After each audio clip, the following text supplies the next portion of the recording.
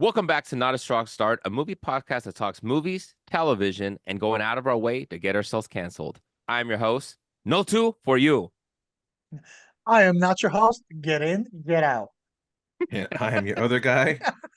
I was gonna say that's my love life. Get in, get out.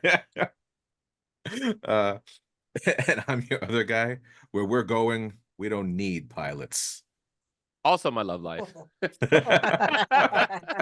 So in this episode, we're going to be talking about show cancellations and not just shows getting canceled, but specifically more ones that got canceled a little too premature, right? Ones that maybe lasted 1 or 2 seasons. We wish we would have gotten more. And it felt like the writers never really got their full story arc. We never saw full completion, right? So Jose, hit us up with some of the numbers. I know you did a little bit of research on this about some of the first and second cancellation numbers. Let us know. Yeah, so cancellation of the last few years has been a hot topic, and we recently have an uproar over a recently canceled TV show in The Acolyte from Disney, which got me thinking, okay, what do the early cancellation numbers look like over the last 2 years? And when I took a look, in 2023, we had give or take about 54 projects, TV shows that were canceled in their first or second season. Oh, that's almost one per week if you put it across the year. So far in 2024, which we still have, over 3 months left in this year, we're already up to 40 shows that have been canceled within the first or second season. We're probably going to approach or surpass what we had last year. So those numbers, me personally, I feel are not looking good overall. And I feel we have a larger rate of short lead when it comes to TV shows, where shows are not maybe given the time to find themselves or find their footing or get things right or correct those flaws as much as we did in the past. Which brings me to the first question to pose to you guys is, uh, why, why do you think shows have such a short leash these days compared to in the past? George, what's one reason? Well, first off, I have actually a different feeling towards this than what you just stated. I actually think they're given a lot more leeway nowadays as opposed to back in the day. Because back in the day, I feel like shows were vetted a little bit better. The pilot meant something. I don't think the pilot is a tool that's utilized as much these days, thanks to streaming services. People are able to make a full season of a show, and then when it goes away, people are like, "Oh, damn, what the hell happened?" Back in the day, we'd have a show like Generation X, which was shown as a pilot, as a movie pilot, that didn't succeed. They didn't get 10 episodes after that to prove themselves, to really elevate whatever they wanted to do. It was just like one show. Sorry, you didn't make it.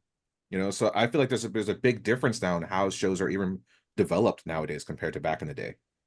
Man, That is true, but we are referring more to once the show actually makes it on to once it's been approved and then makes it out there and you get your season through. Like that getting a short leash once you've already made it past that initial stage. Yeah, I mean, it still goes like, think of shows back in the day, like let's say ignore the pilot, you get 5 episodes. Like it's just shows weren't developed the same way. Like Dan, like I think you could attest to this. Like back in the day, like a sitcom is being written as it's being produced. Like you're not getting a sitcom with 10 episodes and that can be a season. It's being like maybe 3, 5 episodes, and you're proving yourself every week. This current way of doing filming, you don't have to prove yourself on a weekly basis because the show's being aired in one day if it's like a Netflix kind of thing, you know what I mean? So I think that dynamic changes everything. That's a good point because I think pilot season was a real thing, and they would drop pilots. And even when you mentioned Generation X real quick, it like triggered like oh crap, I totally forgot about that. I remember watching it, and I was like, oh my God, there's Jubilee, right? And things like that. And like we never got another thing. And that was when I was like, man, I kind of want to see more of that.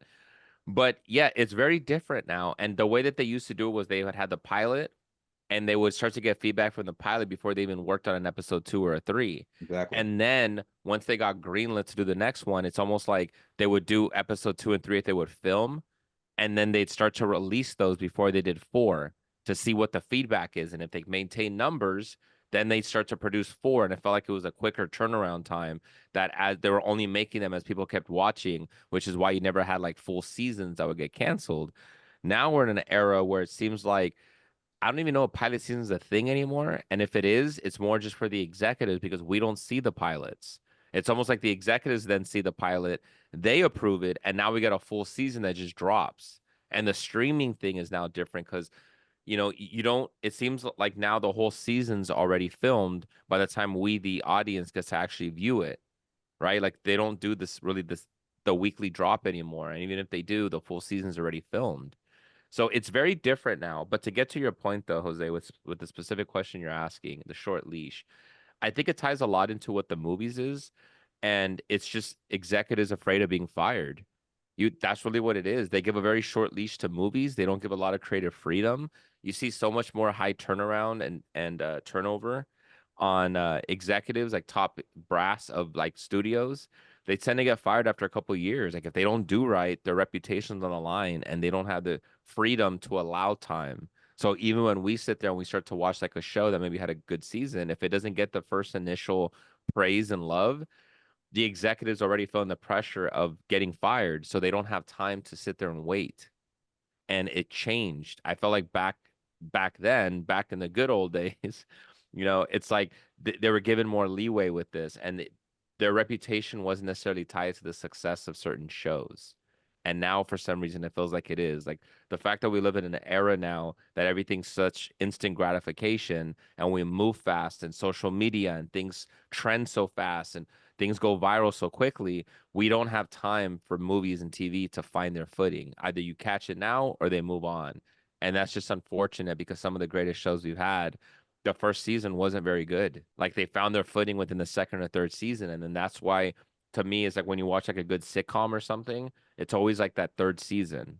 That third season is that magical sweet spot because that tends to be their best season is the third, fourth season. We don't give that leeway anymore. Yeah, I feel in the past, I remember watching shows like you said where their first season might be very weak. Like you said, the second season might be weak, but there was more, you saw those shows transitioning through those more. They just had to show enough. And I feel like enough is not enough these days. I've seen shows that were quality and got received well and built a fan base, but they still got canceled after one season over the last couple of years because there's other factors in play, not just quality anymore. So a show might have gone through that pilot aspect and maybe done 3 episodes, but if it was good, it would have continued. If it built a fan base, it probably would have continued. There's more factors these days to influence that. I think personally, one of the things is you mentioned, George, streaming. I feel Yeah. streaming affects it in 2 ways. One is with many shows coming out at once, ready to binge. There's more pressure on the week to week shows to hold an audience attention.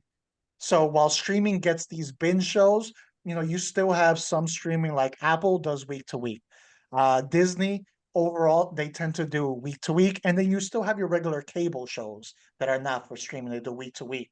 So I feel there's more pressure on them to keep the attention span of now a fan base society that's used to getting everything all at once. Now you need to rate things in a certain way, like in the past, for those shows to keep them coming back. While with the binge, you don't need that. And then the other aspect, I think it's the oversaturation that you have with shows. With streaming, the TV show market is a lot less selective. And this is what you were touching on, George. It's a lot less selective overall because everyone wants their exclusive content. The 27 the streaming services, they all want this is mine, this is only mine. So you have shows getting greenlit now that would not have gotten greenlit pre-streaming. Probably would not have even made it past the introduction stage, never mind making it onto TV. Because when it was just TV, slots were limited. You only had one 8 o'clock slot, one 9 o'clock slot. You don't have to Mhm. worry about with streaming. You just put it out there. People can watch them back to back no matter what. So I do feel in those 2 ways, streaming is big. Are there any other reasons you guys feel variables that are affecting why things are getting pulled so consistently? Yeah, so to touch on what you're talking about with the streaming, the fact that streamings now have their own apps and you hear about like HBO Max, right? Or Max like struggling, maybe not so much them, but like the Hulu struggling, the Disney, that's why they're all like kind of combining again. That means that they require more money, which means they need more content to validate why we're paying $12.99 for the streaming app, right? I think that's some part of what you're talking about as well. Like I think that goes with it. And then I wonder if there's a correlation between movies and television in the sense where with movies costing so much more money now than it used to in comparison to what they used to cost, studios are spending more time and efforts on making less content and more expensive content when it comes to movies. There's a correlation there for their television because it means that the fact that they're spending on these big IP tentpole projects, you have less money to spend on more experimental television and stuff. And sometimes when you get shows like The X-Files that we loved, that wasn't a guaranteed sure thing when that came out. That was kind of an experimental show on Fox that they dropped, and people just loved it. Like it's that experimental stuff that we love and the stuff that we gravitate towards because they took chances. They let creators be creatives. And when you have a streaming service or a studio, let's say, that's behind a streaming service like a Disney, they're driven all about the money. They have to validate, again, the executives' reputations on the line. They have to validate why we need to spend $12.99 for their specific streaming service. I think a lot of that goes into it. I agree. Yeah. George, any other variables? Well, yeah, Dan kind of touched on this when he mentioned that there's a big turnaround for the production of people, like the producers and everything. We're getting a lot of young people are coming in. And what I'm seeing is the younger crowd who are writing and creating these new stories, they're not learning from their predecessors. Like back in the day, you're watching a show on TV, and that show had to be self-contained.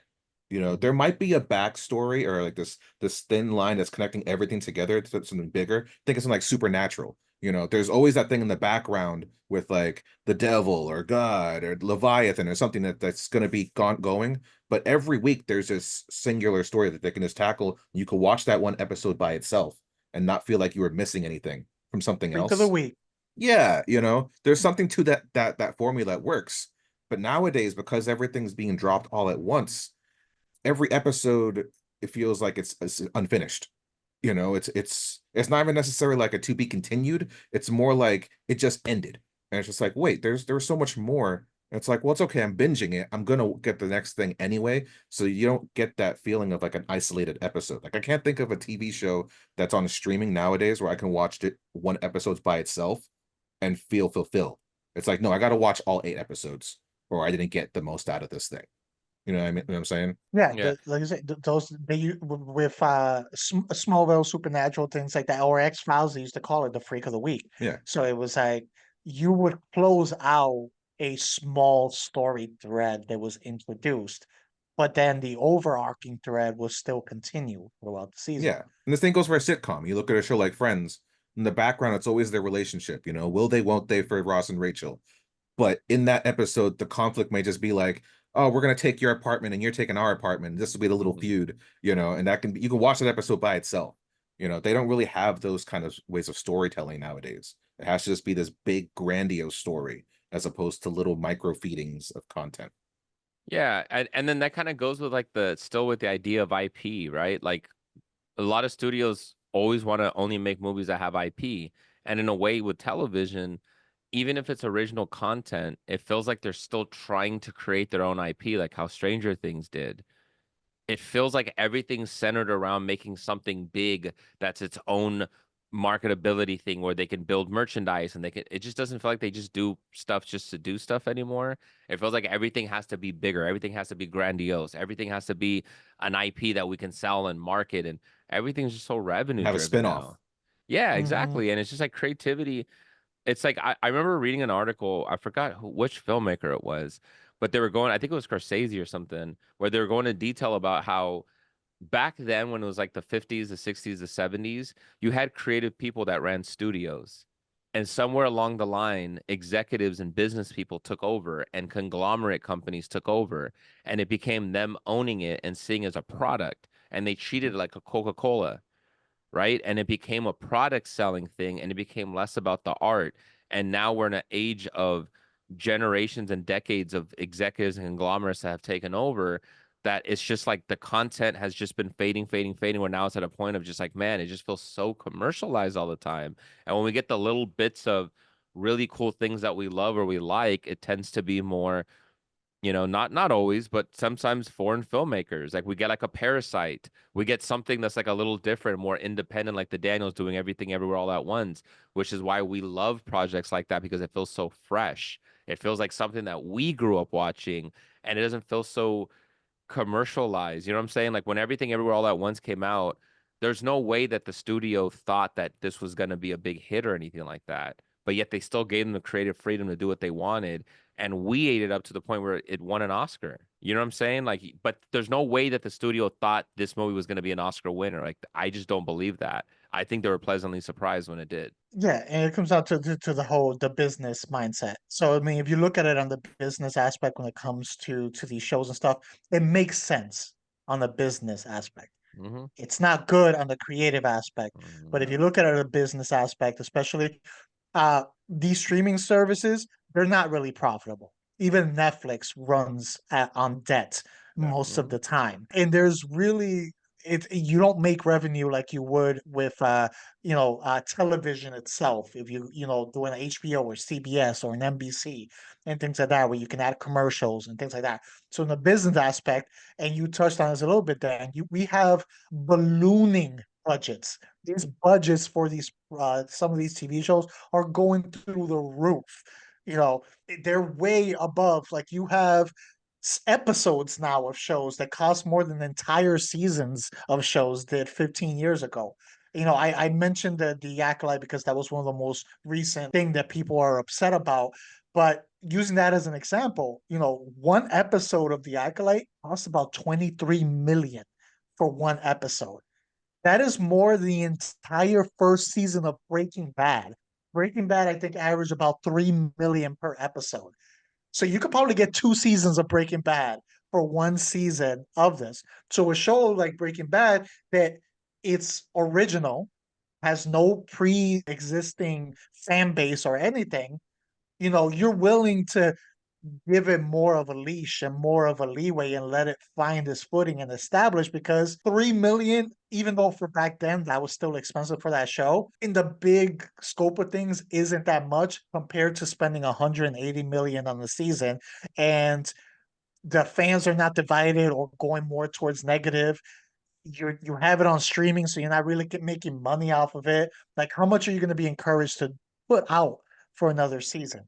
That once all these projects are getting to that where they're costing more than movies, it's natural that you have to nail it right off the bat. Like right off the bat, you need to nail it. People need to love it. It needs to be accepted. You need to get a fan base. There's no room to find your footing anymore when it comes to those big projects that we're doing. Yeah, and I want to post something to you guys, right? That was a good point that you mentioned the Acolyte. We said there tends to be pilots that the executives are now they're dictating whether we're gonna like it or not. They looked at the Acolyte, maybe they're not the biggest Star Wars fans, and they said Star Wars fans are gonna like this. Let's do a whole season. We watched it and we said no, we don't like it. This is not us. So they canceled it. Remember how Game of Thrones had that other spinoff where they spent so much money on that pilot and they X'd it before we even got to see it. The Mhm. executives made the Yeah. decision that we weren't going to like it. But yet with the Acolyte, they said we would because maybe they're not Star Wars fans that are running the Star Wars show. How do you guys feel about that? I think it shows how much HBO has, like Jose's been saying, the tighter leash.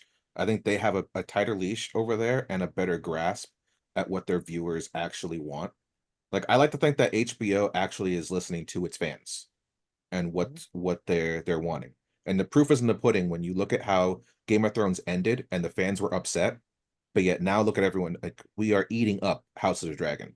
I think they took all those notes and they're like, all right, we got to fix it. And they've already announced that they're going to end it the next season or two. So they're not even trying to Yes, drag yes. this out for like 10 seasons like the first one was trying to do. They're paying attention. Disney's production is not listening to its fans. They're not paying attention.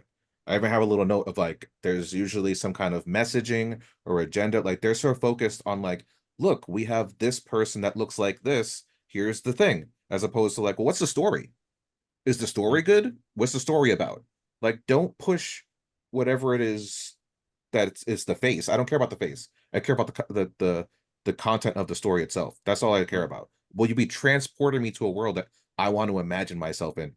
And they're not thinking that way. Yeah, and with using those two same companies and stuff, HBO for decades has put out quality TV shows. They, I believe that they create their shows with the goal of maintaining the HBO reputation of making quality shows. Yeah.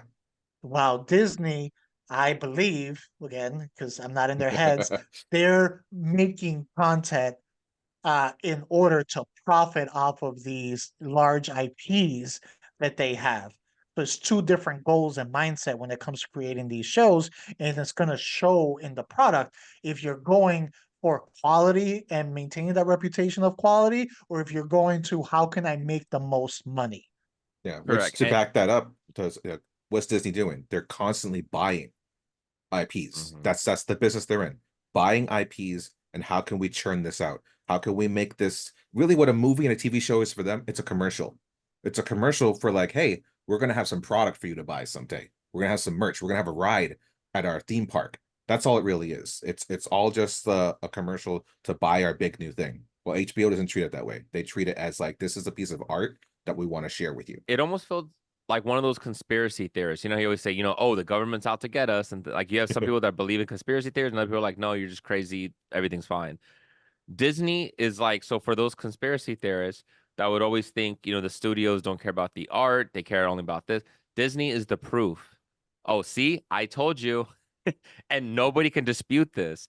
Clearly, it's just about the commercials because we're telling them we don't like what you're giving us, right? They screwed up Marvel. They screwed up Star Wars. Like, what else are they going to screw up?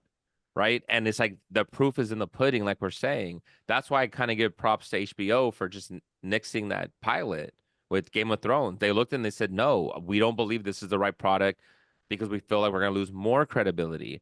And the great thing about that is then we heard later about how tumultuous it was on set and how much issues and things were behind the scenes of that HBO pilot of that show that never ended up making it to air. It was destined to be a disaster. I'm glad that they saw that and said that's not representative of what we're trying to put out there, right?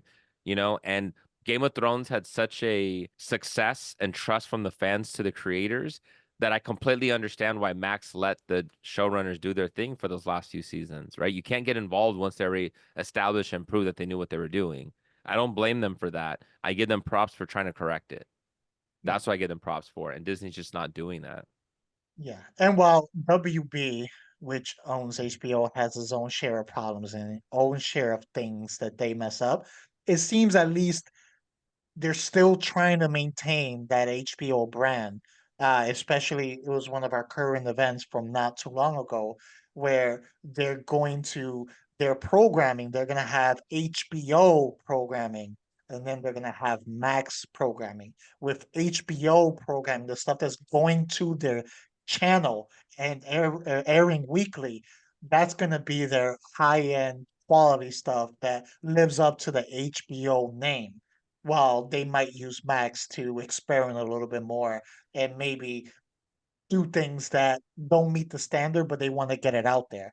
So at least it shows they're still trying to maintain that. Hey everyone, let's take a moment to talk about where I've been getting these new Not a Strong Start t-shirts from. Head on over to itsnas.threadless.com, the only place where you can get Not a Strong Start merch, whether it's our newly designed mascot or just your favorite movie logo now with some Nas flair. You can rep your Nas love on tee, hoodie, mug, rug, and so much more. So get yours today. Just click on that link below and have yourself a strong start. And not a strong, have a not a strong start, have a start that's strong, but not so strong. You know what to do. That's true. Yeah. So let's get into some shows that were canceled too soon. What's one from the past that you guys loved, whether it ended in season 1 or season 2? We're trying to keep it, we're trying to limit here our the choices that we have. But what's one that you watched that's just like, man, I really wish we got more. Like there was a lot more star talent, and just the network just did not have enough patience with it. Yeah, I think one that I'll mention, it was actually the Limitless series that's based off of the Oh, movie Mhm. Limitless. I watched that series and I really enjoyed it. And actually, it was received well critically. So people enjoyed the quality of it. It didn't get the viewership numbers that they wanted at the end of the day.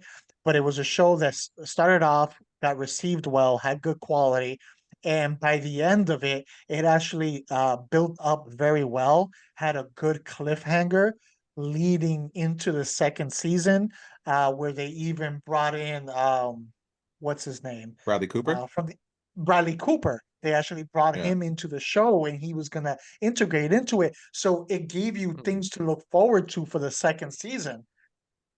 But whatever metrics they had that they wanted the show to meet viewership wise, it wasn't there. So regardless of the quality, they ended up canceling it.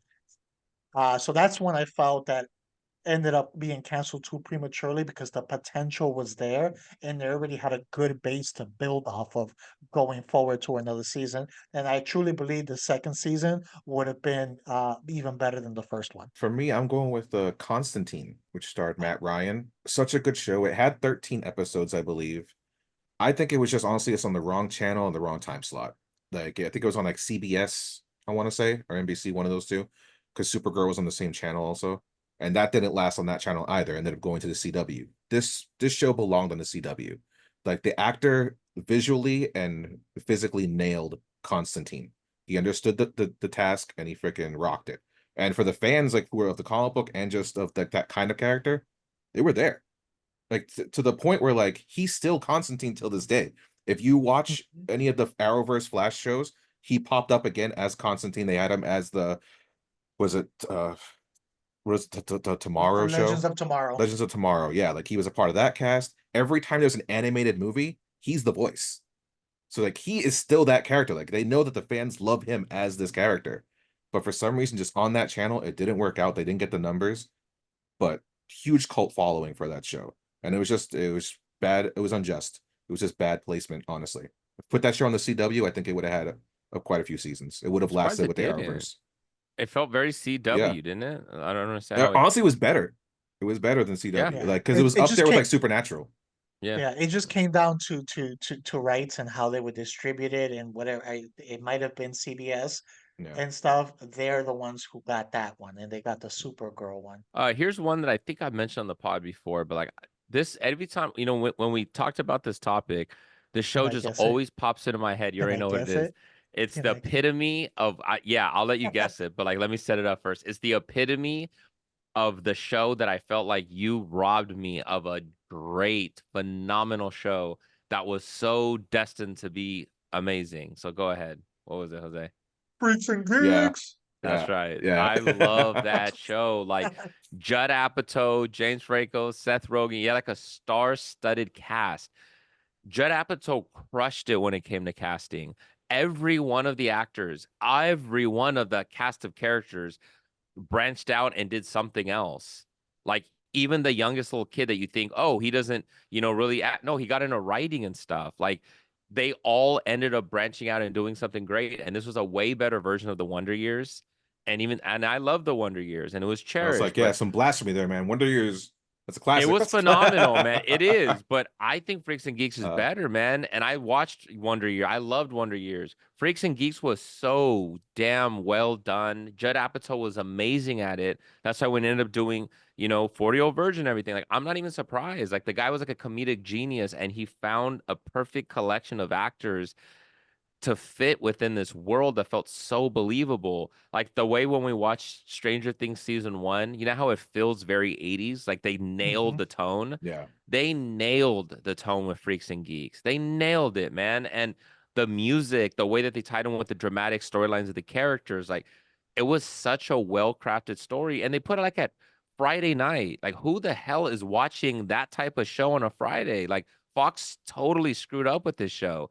They didn't know what they were doing with it. I'm upset that they didn't allow another network to pick it up and try to do like a season two, which sometimes we've heard, right? Cobra Yep. Kai did that. They were on YouTube TV, then they got picked up, and then Netflix took them over, right? I think it was, and then they jumped to Netflix. Yeah. Yeah. Freaks and Geeks is just like they deserve to be on something else. It should have been on NBC or something like that because NBC at the time was giving their shows more leeway. Like they allowed them to kind of grow a little bit.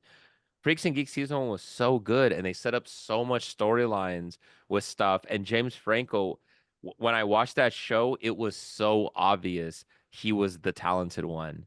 His acting was so superb in that. There was one specific episode where, he got in trouble, with the main girl, and they're talking to like the principal and all that, where he got caught cheating on a test.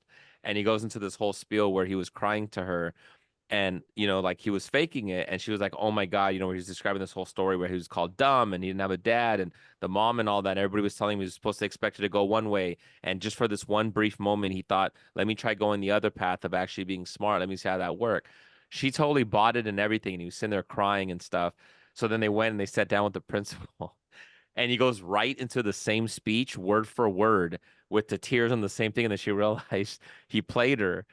But like the acting of James Franco in that, it was just like it was just so damn good, and I'm so mad that show ended. Like that one bothers me the most out of anything else. Was that Freaks and Geeks ended? I felt like it was gonna be a great show, and they just robbed us. So okay, what's one from the past couple years that bothered you guys? Okay, I'm gonna go first because I don't this one. In case you guys have it or whatever, I don't have like other backup options for this one because I feel like this is the one that's like, they got me with this one. And it wasn't that they, even till today, they haven't officially canceled, but they said it's canceled as of now, and they definitely haven't renewed it. It's the Cabinet of Curiosities, the Guillermo del Toro one. They're not Wait, bringing it what? back. They're not bringing it back for a season 2. So they said even No. though they haven't signed off on it, they said it's kind of like unofficially canceled is how the network's saying it. And I was like, no, man, like you gave us a twilight. I'm a huge GDT fan, as we all are here on the Yeah. show. But it's Twilight Zone, man. We were all Twilight Zone fans. We were X-File fans. Like this kind of fit within that, and the macabre of like horror.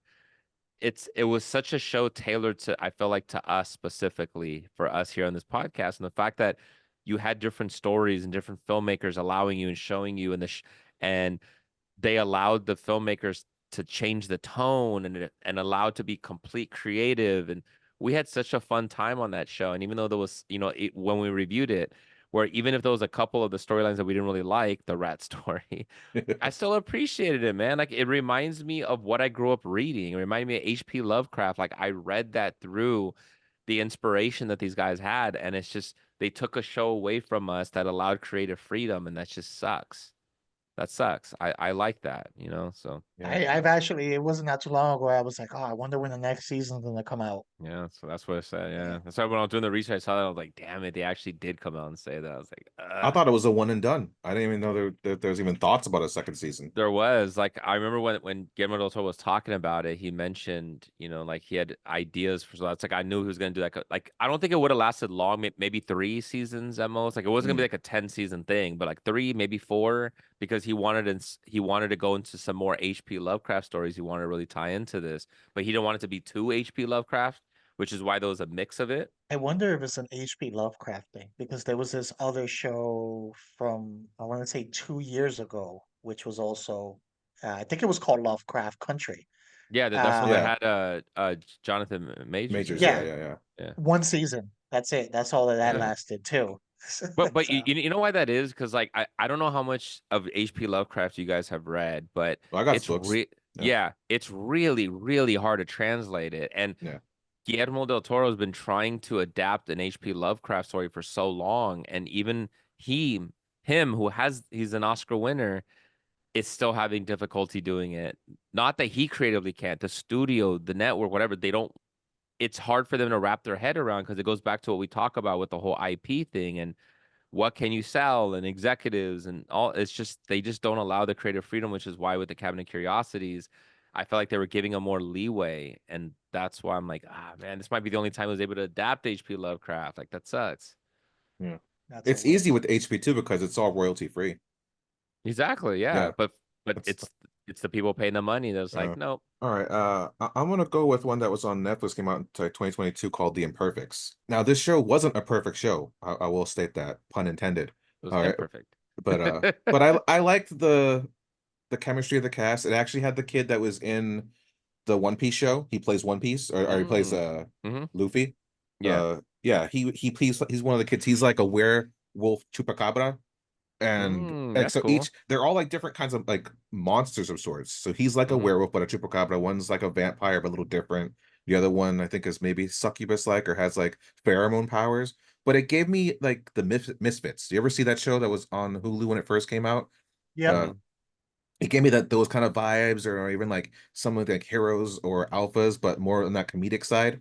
Mm-hmm. But it was a really fun show, and like they led it to believe at the end there was going to be more to come. It gave us a nice little like ending but cliffhanger at the same time, Mm-hmm. and it just unfortunately I went and then going to the actors are always getting jobs. Like Netflix is still Mm-hmm. giving those actors jobs, and that's great for them.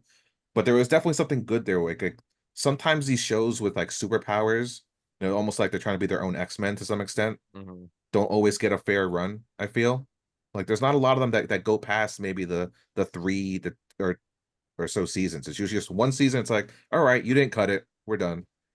Which Mm-hmm. is I think it's just too bad.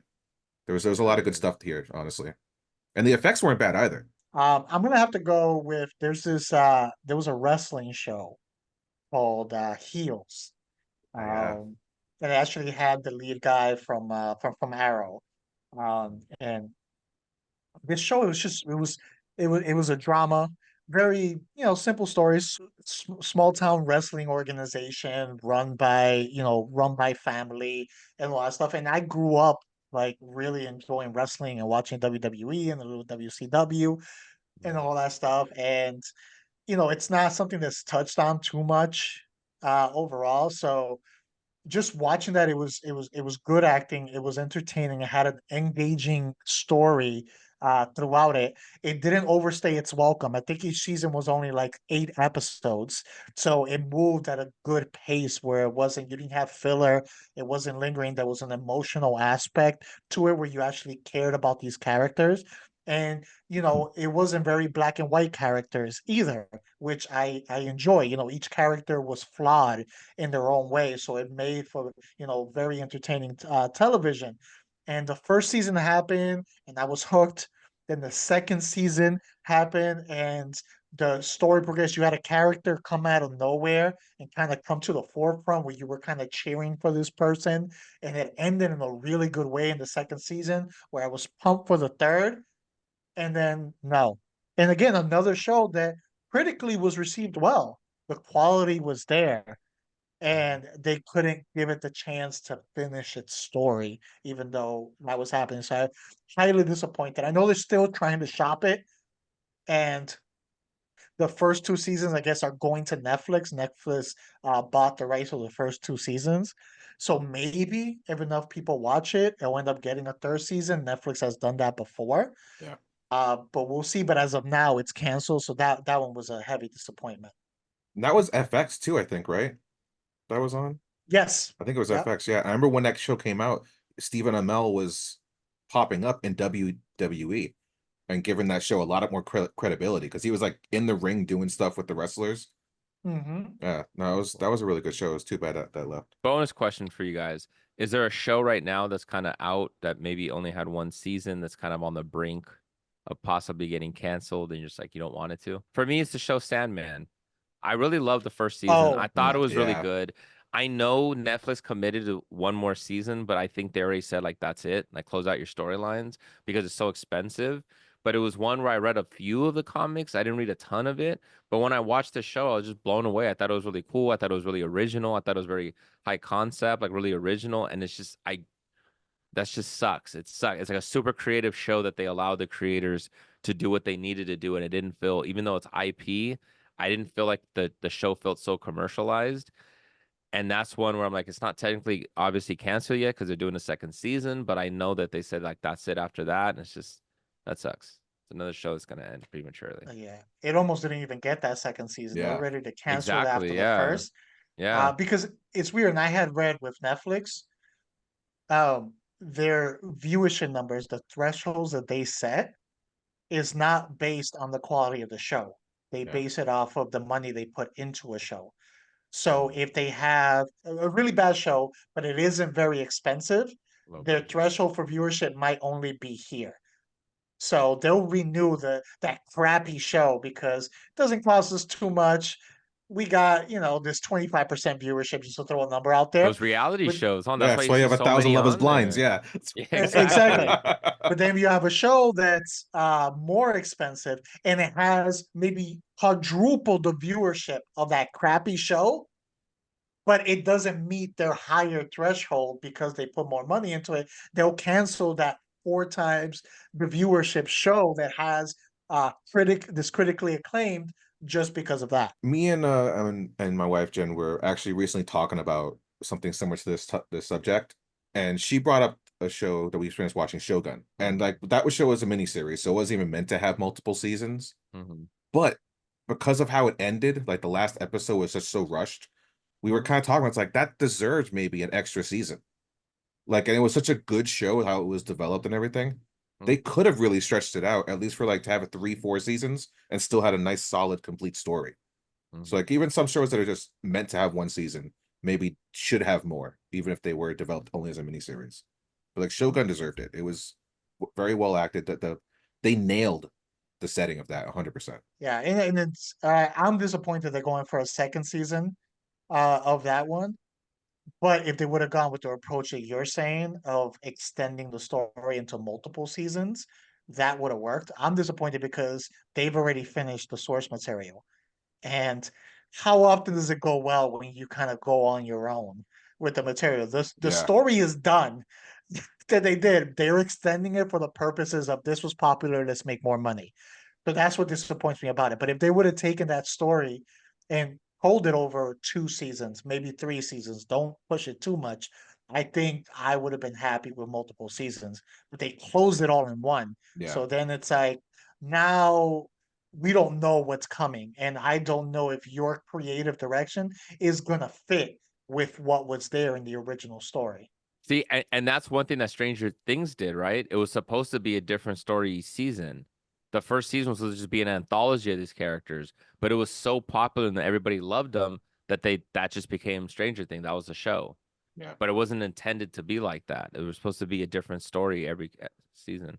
So they made the pivot basically to your point. So this show could have done the same. Yeah, so off the top of my head, I'll go with a show. It's kind of similar to Sandman, which is funny because it's a Netflix show, and that's the show Arcane, where it's getting a second season, but they've pretty much said that's going to be it. And I'm assuming, animation is always going to be more expensive with it. That's why when they do like cartoons and things like that, they try to rely on merchandising sale to try to make up some of the money. So this it's already taken, George, how many years? Like 3 years It's like since the three last one came out? years. Yeah. Yes, it's already taken long enough. And then now they're pretty much saying we're gonna give you one more season and you're done. And if the second show is even close to as good as the first season, it's gonna be highly disappointing when that ends because that first season, I know nothing about the property and I loved that first season. That's a Yeah. good one. I saw it too, and I thought it was great. It was really the animation was so unique to me. It felt kind of futuristic a lot in this way, which obviously fit the story and stuff. But I dug it, man. I thought it was really cool too. And I don't know anything about the IP. Thank you for watching another episode of Not a Strong Start. Please like, subscribe, comment, and share on our YouTube channel, Not a Strong Start. You can listen to us anywhere you listen to your podcast. You can follow us on Instagram and Twitter at Not a Strong Start. I am your host. No two for you. You can follow me at King_Sangre. I'm not your host. Get in, get out. And you can find me at This Is Mi Nombre on Instagram. And I'm your other guy. Where we're going, we don't need pilots. And you can follow me at Megalopolis.